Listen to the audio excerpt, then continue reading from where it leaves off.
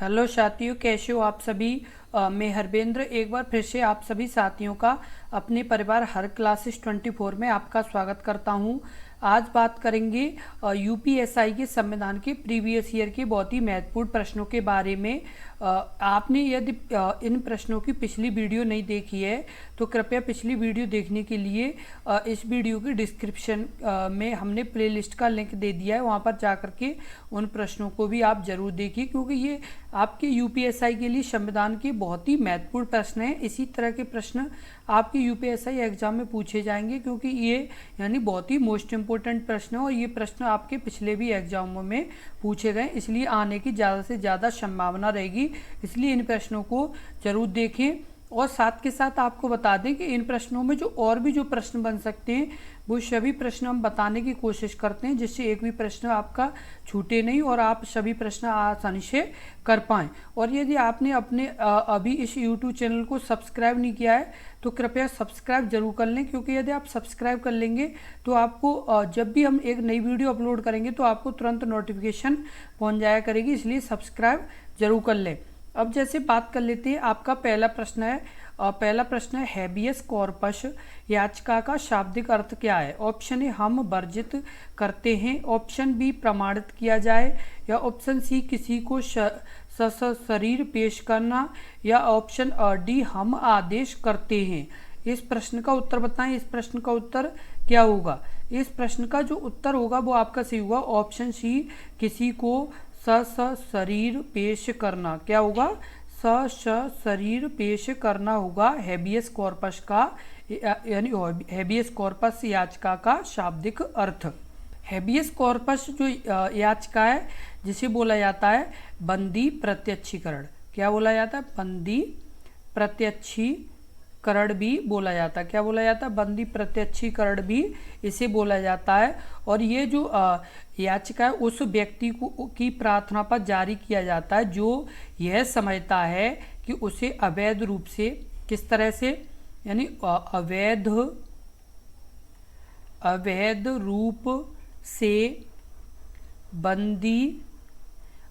रूप से बंदी बनाया गया है। किस रूप से? अवैध रूप से बंदी बनाया गया है। क्या किया गया? अवैध रूप से बंदी बनाया गया है और इसके द्वारा न्यायालय बंदी करने वाले अधिकारी को आदेश देता है। क्या देता है?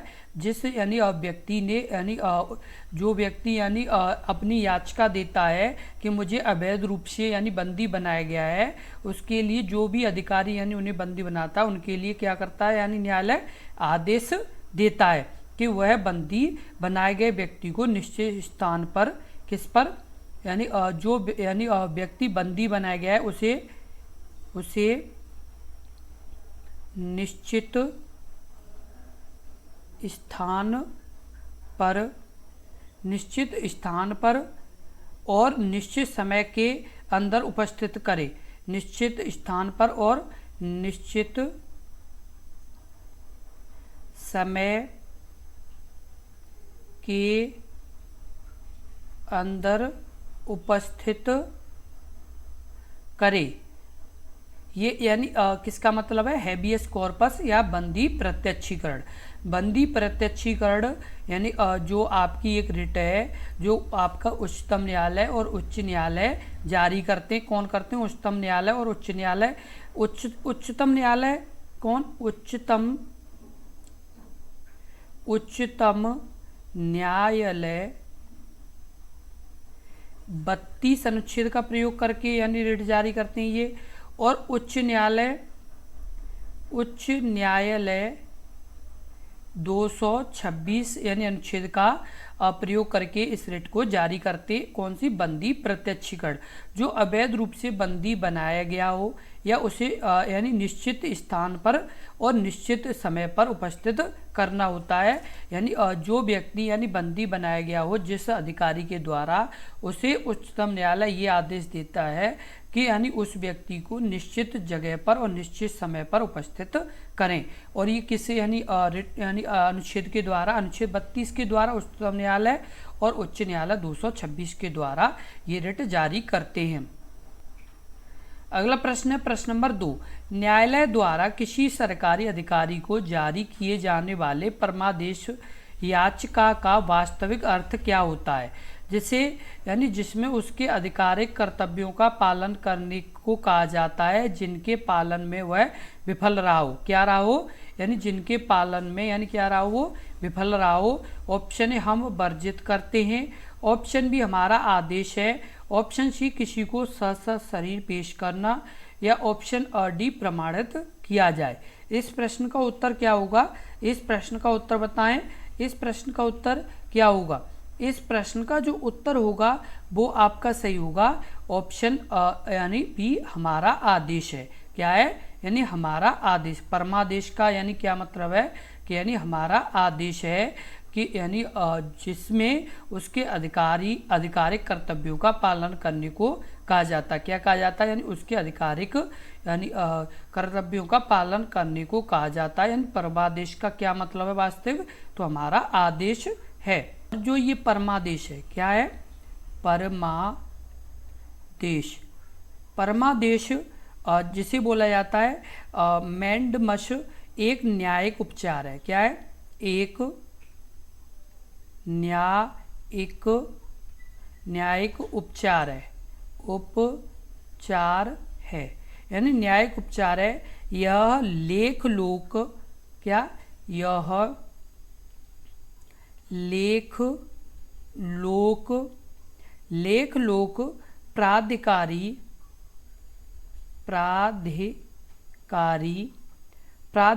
शासन न्यायालय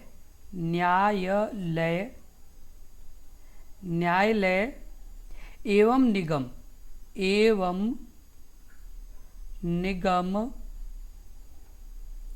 निगम के विरुद्ध जारी किया जा सकता है। क्या किया जा सकता है? जारी किया जा सकता है। अतः यानी परमादेश का क्या अर्थ है? हमारा आदेश है। क्या है? हमारा आदेश है। यानी परमादेश का क्या अर्थ है? हमारा आदेश है। और इसे यानी परमादेश को कब यानी जारी किया जाता है? एक न्यायिक यानी क्या? एक न्यायिक लेख है और ये लोक प्राधिकारी शासन न्यायालय एवं निगम के लिए यानी निगम के विरुद्ध यानी क्या किया जाता है? यानी जारी किया जाता है। अगला प्रश्न है प्रश्न नंबर 3। निम्नलिखित में से कौन सी याचिका सरकारी पद के अनाधिकरण को रोकती है? ऑप्शन ए परमादेश यानी मंडामस, ऑप्शन बी प्रतिषेध प्रोहिबिशन, ऑप्शन सी अधिकार परीक्षा को वारंटो, ऑप्शन डी उत्प्रेषण लेख शर्टियोरी। इस प्रश्न का उत्तर बताएं। इस प्रश्न का उत्तर क्या होगा? इस प्रश्न का जो उत्तर होगा वो आपका सही होगा ऑप्शन सी अधिकार परीक्षा। निम्नलिखित में से कौन सी याचिका सरकारी पद के अनाधिकार ग्रहण को रोकती है? तो वो आपकी है अधिकार परीक्षा। क्या है? अधिकार परीक्षा जिसे को वारंटो कहा जाता है। क्या कहा जाता है? को वारंटो कहा जाता है। और ये जो अधिकार परीक्षा है ये एक यानी क्या है? याचिका है जिसके माध्यम से किसी व्यक्ति से यह पूछा जाता है। क्या पूछा जाता है? किसी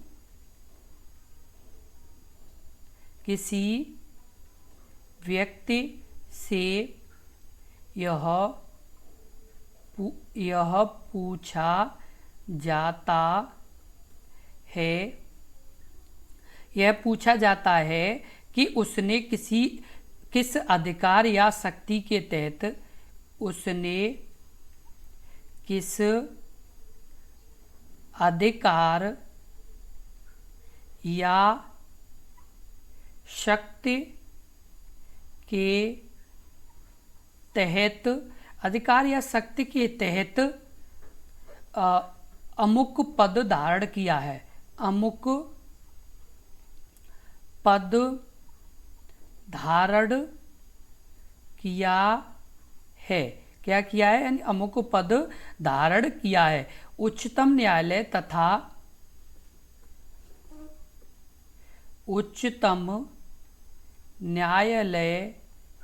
तथा उच्चतम न्यायालय तथा उच्च न्यायालय द्वारा क्रमशः अनुच्छेद 32 और 226, यानी उच्चतम न्यायालय 232 केवल 32 अनुच्छेद और उच्च न्यायालय यानी हाईकोर्ट 226 के तहत यानी रिट जारी करता है। क्या रिट जारी करता है? यानी के तहत रिट जारी 226 के तहत रिट जारी करता है। प्रश्न नंबर 4, अधिकार परीक्षा याचिका का क्या अर्थ है? जो किसी सरकारी कार्यालय में किसी व्यक्ति के दावे की वैधता की जांच करने के लिए अदालत द्वारा जारी की जाती है। ऑप्शन ए किस अधिकार से, ऑप्शन बी हम आज्ञा देते हैं, ऑप्शन सी प्रमाणित किया जाए, ऑप्शन डी निषिद्ध करना। इस प्रश्न का उत्तर बताएं। इस प्रश्न का उत्तर क्या होगा? इस प्रश्न का जो उत्तर होगा वो आपका सही होगा, ऑप्शन ए किस अधिकार से। अधिकार परीक्षा याचिका का यह अर्थ है जो किसी यानी सरकारी कार्यालय में किसी व्यक्ति के दावे की वैधता की जांच करने के लिए यानी द्वारा जारी की जाती है। और यानी अधिकार परीक्षा का क्या अर्थ है? किस अधिकार से, किससे यानी किस अधिकार से। अब जैसे बात कर लें कि अधिकार परीक्षा का क्या मतलब है? अधिकार परीक्षा का मतलब है जो किसी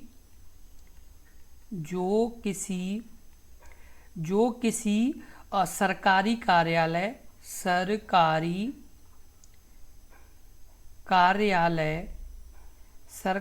कार्यालय किसी व्यक्ति के दावे की वैधता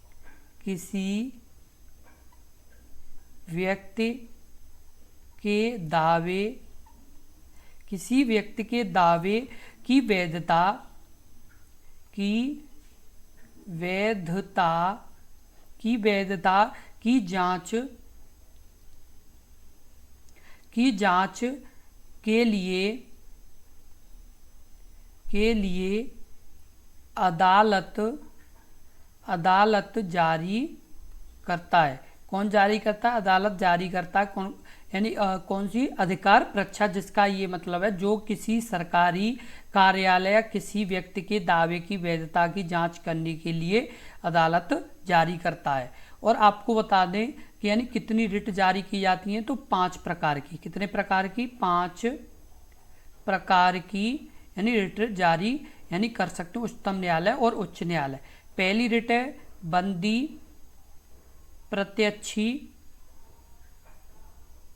बंदी प्रत्यक्षीकरण। दूसरी आपकी है वो आपकी है परमादेश। तीसरी आपकी है वो आपकी है प्रतिषेध।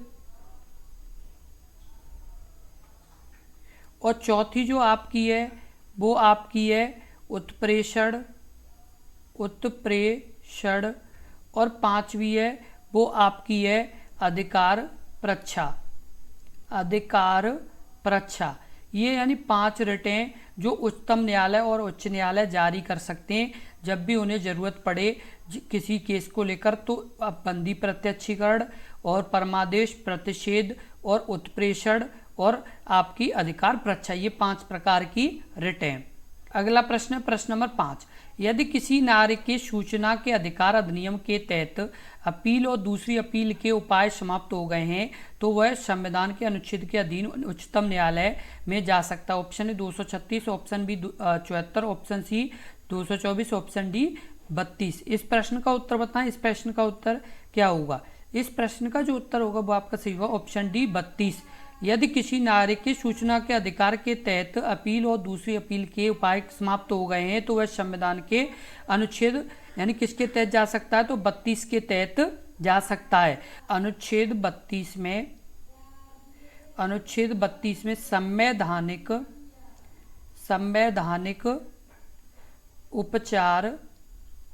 उपचार का अधिकार है। किसका अधिकार है? संवैधानिक उपचार का अधिकार है अनुच्छेद 32 में। कितने? अनुच्छेद 32 में। और इसमें ये बताया गया है यदि किसी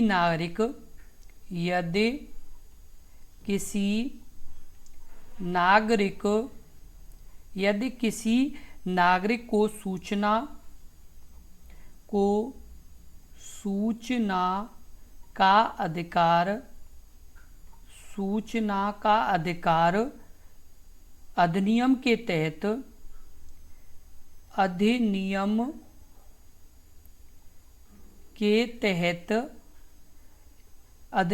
तहत अपील और दूसरी अपील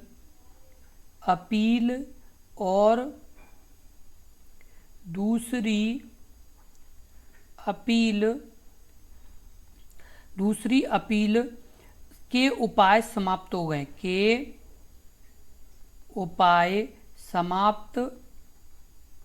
हो गए हैं, दूसरी अपील के हो गए तो वह संविधान के अनुच्छेद 32 के अंतर्गत सर्वोच्च न्यायालय में जा सकता है। कहाँ जा सकता है?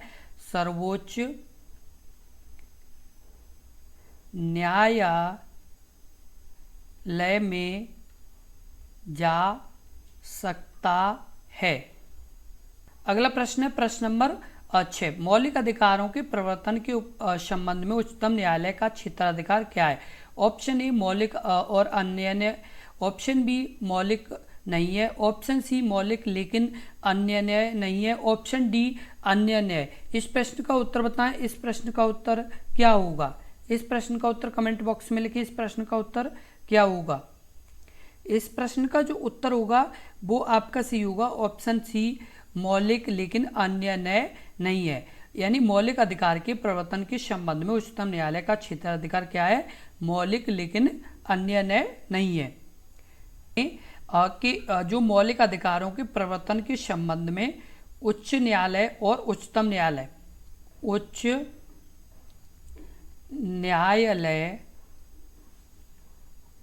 और उच्चतम न्यायालय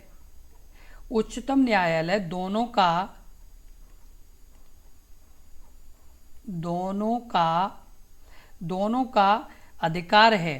क्या है? दोनों का अधिकार है। अतः इस संदर्भ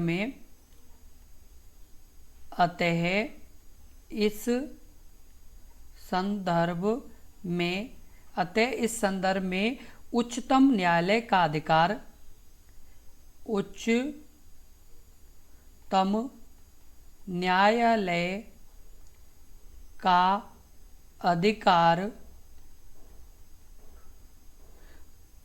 मौलिक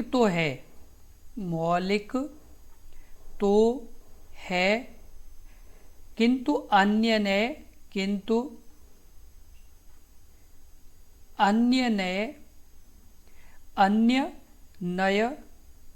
किस तरह का? अनन्य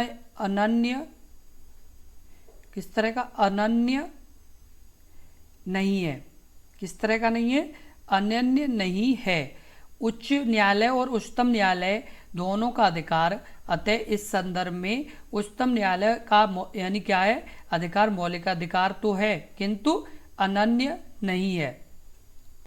अगला प्रश्न है प्रश्न नंबर 7। निजी रक्षा का अधिकार की प्राकृतिक प्रवृत्ति पर आधारित है। ऑप्शन ए आत्मनियंत्रण, ऑप्शन बी आत्मसम्मान, ऑप्शन सी आत्मसंचलन, ऑप्शन डी आत्म परिरक्षण। इस प्रश्न का उत्तर बताएं। इस प्रश्न का उत्तर क्या होगा? इस प्रश्न का जो उत्तर होगा वो आपका सही होगा, ऑप्शन डी आत्म परिरक्षण। निजी रक्षा का अधिकार की प्रकृति व प्रवृत्ति पर आधारित है तो वो आत्म परिरक्षण की प्रवृत्ति पर आधारित है। निजी यानी जो रक्षा का प्रत्येक व्यक्ति का कर्तव्य है। क्या है? निजी रक्षा का प्रत्येक व्यक्ति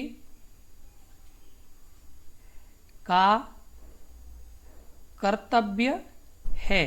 क्या है? प्रत्येक व्यक्ति का कर्तव्य है। यह एक निवारक प्रचंड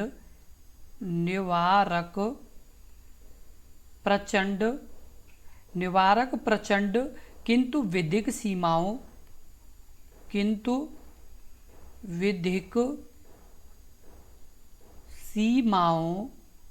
किंतु विधिक सीमाओं के अधीन प्रयोगतत्व किस तरह से के अधीन सीमाओं के अधीन प्रयोगतव्य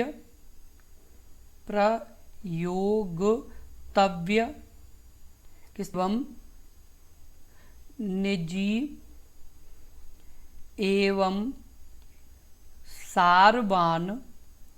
निजी एवं सारवान अधिकार है। सारवान अधिकार है। क्या है? निजी एवं सारवान अधिकार है। और ये जो आपका यानी निजी यानी रक्षा का अधिकार प्रकृति एवं प्रवृत्ति का आधारित अधिकार है, तो आत्म परिरक्षण का निजी रक्षा का प्रत्येक व्यक्ति का कर्तव्य है। यह एक निवारक प्रचंड किंतु विधिक सीमाओं के अधीन प्रयोगतव्य निजी एवं सारवान अधिकार है। अगला प्रश्न है प्रश्न नंबर 8। भारतीय संविधान के निर्माताओं द्वारा मौलिक अधिकारों के विचारों को कहाँ से लिया गया था? ऑप्शन ए संयुक्त राज्य अमेरिका के संविधान से, ऑप्शन बी यूनाइटेड किंगडम संविधान से, ऑप्शन सी सोवियत संघ के संविधान से, या ऑप्शन डी जापान के संविधान से। इस प्रश्न का उत्तर बताएं। इस प्रश्न का उत्तर क्या होगा? इस प्रश्न का जो उत्तर होगा वो आपका सही होगा, ऑप्शन ए संयुक्त राज्य अमेरिका के संविधान से। भारतीय संविधान के निर्माताओं द्वारा मौलिक अधिकारों के विचारों को कहाँ से लिया गया है? तो संयुक्त राज्य अमेरिका के संविधान से लिया गया है। और जो ये मौलिक अधिकार है ये भाग 3 में है। किसमें? भाग 3 में है। और अनुच्छेद 12 से 35 तक है। कितने तक हैं? 12 से 35 तक हैं। और ये आपके भाग 3 में, संविधान को जो भाग 3 है उसमें है, और 12 से 35 तक ये अनुच्छेद में है मौलिक अधिकार। अगला प्रश्न है प्रश्न नंबर 9। वह शक्ति जिसके द्वारा सर्वोच्च न्यायालय किसी भी व्यक्ति द्वारा संबोधित किसी भी पत्र को रिट में परिवर्तित कर सकता है और मामले की सुनवाई कर सकता है, उसे कहा जाता है। ऑप्शन ए पत्रात्मक अधिकार क्षेत्र, ऑप्शन बी अपीलीय अधिकार क्षेत्र, ऑप्शन सी सलाहकार अधिकार क्षेत्र, ऑप्शन डी मूल अधिकार क्षेत्र। इस प्रश्न का उत्तर बताएं। इस प्रश्न का उत्तर क्या होगा? इस प्रश्न का जो उत्तर होगा वो आपका सी होगा, ऑप्शन ए पत्रात्मक अधिकार क्षेत्र। वह शक्ति जिसके द्वारा सर्वोच्च न्यायालय किसी व्यक्ति द्वारा संबोधित किसी पत्र को या जो पत्र को रिट में परिवर्तित कर सकता है और मामले की सुनवाई कर सकता है, उसे क्या कहा जाता है? पत्रात्मक अधिकार क्षेत्र कहा जाता है। ये जो आपका पत्रात्मक अधिकार या रिट में जो परिवर्तित कर सकता है, तो जो ये आपकी रिट है, क्या है? रिट है। ये अनुच्छेद 32 के तहत कौन जारी कर सकता है? सर्वोच्च न्यायालय जारी कर सकता है। किसके तहत? अनुच्छेद 32 के तहत जारी कर सकता है। और कौन जारी कर सकता है? तो सर्वोच्च न्यायालय जारी कर सकता है। अगला प्रश्न है प्रश्न नंबर 10। निम्नलिखित विकल्पों में से किस अधिकार को संविधान के किसी अनुच्छेद के साथ गलत तरीके से जोड़ा गया है? ऑप्शन ए शोषण के विरुद्ध अधिकार, अनुच्छेद 23 और 24, ऑप्शन बी धार्मिक स्वतंत्रता का अधिकार, अनुच्छेद 11 से 13, ऑप्शन सी समानता का अधिकार, अनुच्छेद 14 से 28, या ऑप्शन डी स्वतंत्रता का अधिकार, अनुच्छेद 19 से 22।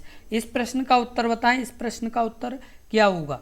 इस प्रश्न का उत्तर बताएं, कमेंट बॉक्स में इस प्रश्न का उत्तर लिखें। इस प्रश्न का उत्तर क्या होगा? इस प्रश्न का जो उत्तर होगा वो आपका होगा बी और आपका सी, यानी बी और सी ये दोनों क्या है? यानी गलत हैं। और 23 और 24 ये ए और डी आपके क्या है? सही है। बी और सी दोनों कथन यानी दोनों ऑप्शन गलत हैं, और ए और बी ए और डी आपके सही हैं। आपको बता दें कि जो शोषण के विरुद्ध अधिकार है वो आपका 23 और 24 में ही आता है। धार्मिक जो स्वतंत्रता का अधिकार है, किसका यानी अधिकार है? धार्मिक स्वतंत्रता का अधिकार है वो आपका आता है 25 से 28 में, यानी 25 से लेके 28 तक आपके धार्मिक स्वतंत्रता के अधिकार हैं। और उसके अलावा आपका जो समानता का अधिकार है, किस समानता का जो अधिकार है वो आपका आता है 14 से 18 तक। कितने तक?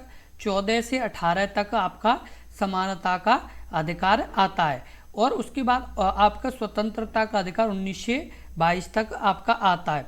और उसके अलावा आपके यानी और अधिकार हैं, जैसे संस्कृत और शिक्षा संबंधी, संस्कृत एवं शिक्षा संबंधी,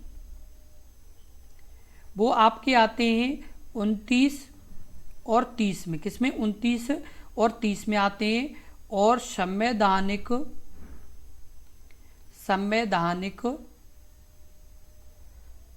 उपचारों का अधिकार अनुच्छेद 32 में आता है। किसमें? 32 में। आपको दोबारा बता दें कि जो आपका शोषण के विरुद्ध अधिकार है वो 23 और 24 में, आपका धार्मिक स्वतंत्रता का अधिकार है वो 25 से 28, वो 25 से आपके 28 तक, और आपका समानता का अधिकार है वो 14 से 18 तक, और आपका स्वतंत्रता का अधिकार है वो 19 से 22 तक, और संस्कृत एवं शिक्षा संबंधी है वो आपके 29 और 30, और संवैधानिक उपचारों का अधिकार है वो अनुच्छेद 22 में आता है। इसी तरह के यानी ये जो महत्वपूर्ण प्रश्न है वही प्रश्न आपके एग्जाम में पूछे जाने की ज़्यादा संभावना रहेगी, क्योंकि ये इस तरह के प्रश्न हैं कि आपके यानी ज़्यादा से ज़्यादा पूछे जाते हैं, क्योंकि इसी तरह के ही प्रश्न यानी अभी तक की भी परीक्षाओं में आपकी यूपीएसआई के पूछे गए। तो जहाँ तक उम्मीद है कि इसी तरह के ही प्रश्न आपके यानी एग्जाम में पूछे जाने की संभावना रहेगी। और आप एक चीज़ जरूर ध्यान रखें, जितना भी हम आपको पढ़ाएं वो साथ के साथ आप अपनी नोटबुक में लिखते जाएं, जिससे आप बाद में भी रिवीजन कर पाएंगे। इस चीज़ का आप जरूर ध्यान रखें, क्योंकि यदि आप इस चीज़ का ध्यान नहीं रखेंगे तो ये मानो कि आप यानी बहुत बड़ी गलती कर देंगे, और हो सकता है कि आप अच्छे से अपना पेपर भी नहीं कर पाएँ, क्योंकि ये छोटी छोटी जो चीज़ें इन्हें यदि आप सही करोगे तभी ये कि पेपर आपका अच्छा हो पाएगा, अन्यथा यदि आप यानी लापरवाही करोगे तो आपका पेपर भी सही नहीं हो पाएगा। इस चीज़ का आप जरूर ध्यान रखें, क्योंकि एक एक चीज़ यानी जब हम सही करते हैं तभी हमारा पूरा जो पेपर है वो आपका सही हो पाता है। क्या हो पाता है? यानी पूरा पेपर आपका सही हो पाएगा। इस चीज़ का आप जरूर ध्यान रखें। और आपको यानी इसी तरह की लगातार वीडियो देखने के लिए अपने इस YouTube चैनल को जरूर सब्सक्राइब कर लें, क्योंकि आप सब्सक्राइब कर लेंगे तो इसी तरह के महत्वपूर्ण प्रश्न आपको लगातार मिलते रहेंगे, जो आपके यानी यूपीएसआई एग्जाम के लिए बहुत ही महत्वपूर्ण प्रश्न है। इसलिए यानी इन प्रश्नों को जरूर देखें, और यदि आपको वीडियो अच्छी लगी हो तो कृपया लाइक जरूर कर दें, क्योंकि यदि आप लाइक कर देंगे तो हमें ये लगेगा कि आपके यानी ये प्रश्न अच्छे से समझ में आए और आपने यानी पूरे प्रश्नों को अच्छे से समझ लिया है। और इस वीडियो को ज़्यादा से ज़्यादा शेयर करें, जिससे और भी अभ्यर्थी अपने परिवार से जुड़ सकें, क्योंकि जितने अभ्यर्थी ज़्यादा होंगे उतना ही आपका अपनी कॉम्पिटिशन का भी पता चलता रहेगा कि हमारी किस लेवल की तैयारी है और हमें अभी और कितना सुधार करना चाहिए। यानी क्योंकि जैसे हम जो प्रश्न कराते हैं उन प्रश्नों के उत्तर आप भी दे रहे हैं और वो भी देंगे, तो उससे क्या है कि यानी ये पता चलेगा कि हम ज़्यादा प्रश्न कर पा रहे हैं या अन्य अभ्यर्थी। यदि आप यानी अच्छे से प्रश्न कर पा रहे हैं तो और यानी थोड़ी मेहनत करनी पड़ेगी, यदि कम कर पा रहे हैं तो बहुत ज़्यादा मेहनत करनी पड़ेगी। इसलिए यानी और भी अभ्यर्थियों को अपने परिवार से जरूर जोड़ें। धन्यवाद।